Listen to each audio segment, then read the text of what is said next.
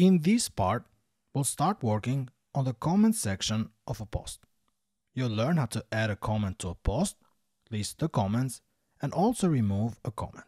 But first, we'll create the table to store the data and also define the relationships with other tables.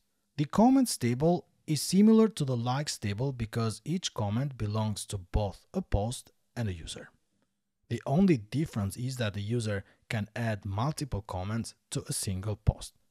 In the likes, a user could only add one like to a post, and that is why we had to define as a primary key both the post ID and user ID, but in this case, the comments table needs to have its own separate ID. To better understand this, let us go to Visual Studio. In here we need to add a new model, so for that in the Solution Explorer, then Data, inside the models I'm going to add a new class. I'm going to name it Comment. Then Add, and we said that this is going to be similar to the like, so let me just go to Solution Explorer, go to like, I'm going to copy this and then just paste it in here. I'm going to change this to public, and since we want to list the comments, we want to show the latest one first, it means that we need to also have in here a date time, so date time when it was created, so date created, get set, and then if you want to support comment update, then in that case you can just add the date updated. Now of course a comment does have an ID, but the comment also has a content, so for that I'm just going to type public string content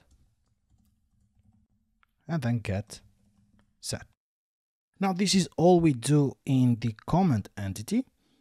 Let us now just go to the post and also define in the post that a post can have multiple comments, and also in the user that a user can have multiple comments.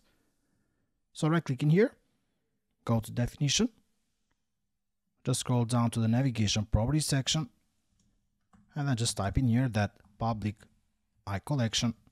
So a post is going to have multiple comments or a list of comments. I'm going to name the navigation properties comments and then just initialize it to an empty list. Let us save the change in here and go back to comment. From here go to user. The same way in here we have likes. I'll just copy and paste this line and update it to be about comments. Copy, paste it here, also in here, and make these comments. Now in the comment, I'm just going to first add this as foreign keys, but since we have two foreign keys in the comment, what we need to do is that we need to explicitly define what happens when a user removes a post or when we remove a user. So we basically just need to configure what happens to comments when a post is removed or when a user is removed. For that, we just need to go to the Solution Explorer, go to AppDB Context, and then down here, we have already defined it for the like post and the like user.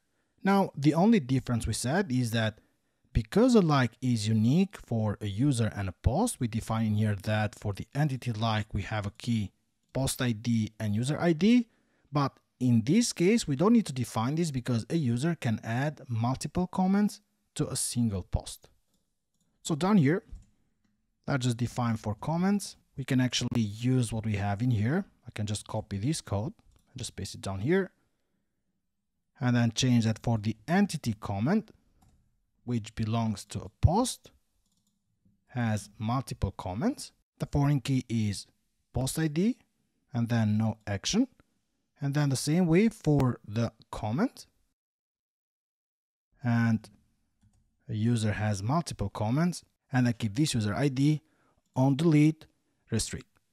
Now what this does in here is that if we try to remove a user from the database, but this user does have some comments, then the user cannot be deleted. What we have to do is that we have to first manually clean up all the comments from this user, manually clean up all the likes, and only then we can remove the user. So this is just an approach that ensures data integrity, meaning that you won't accidentally lose comments just because a user was removed. Now we did add the configuration in here. Let us scroll up and define the table name.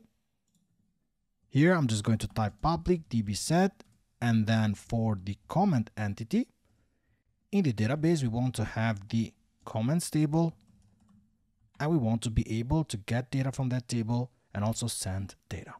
Let us save the changes. Now this is all you need to do from the model side. Let us just add a migration.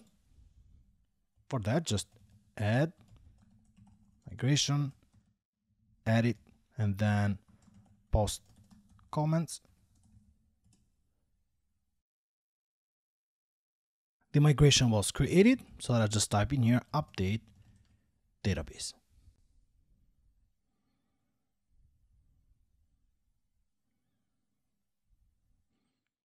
So it worked as expected. Let us just go to the Server Explorer, and then here let us just refresh. And in here we can see that we have the comments table, the likes table, and the other tables as well. On the next part, you'll learn how to add a comment to a post.